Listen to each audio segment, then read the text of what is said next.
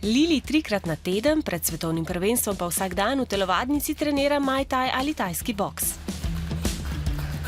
Stric me je navdušil, zato ker je treniral karate. Ko sem bila jaz majhna, se je na tak način igral z mano in me je patli navdušil za tajski boks. S tem športom se ukvarja že 3 leta in letos se je uvrstila v otroško in mladinsko reprezentanco, ki je nastopila na virtualnem svetovnem prvenstvu. Lili bi sicer raje tekmovala zares, saj po spletu ni bilo mogoče izvesti bojev. Je pa zato nastopila v disciplini shadowboxing in osvojila 5. mesto.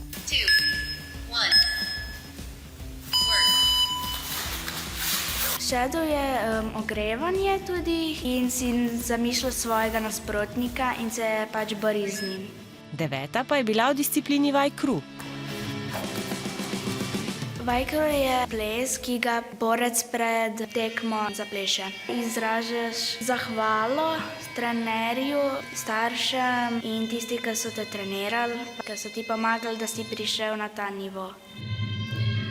Sodniki so bili tudi za računalnikom, mi smo posneli to in poslali in so patli oni to pregledali. Spoštovanje, čast, tradicija, poštena igra in odličnost so temeljne vrednote tajskega boksa.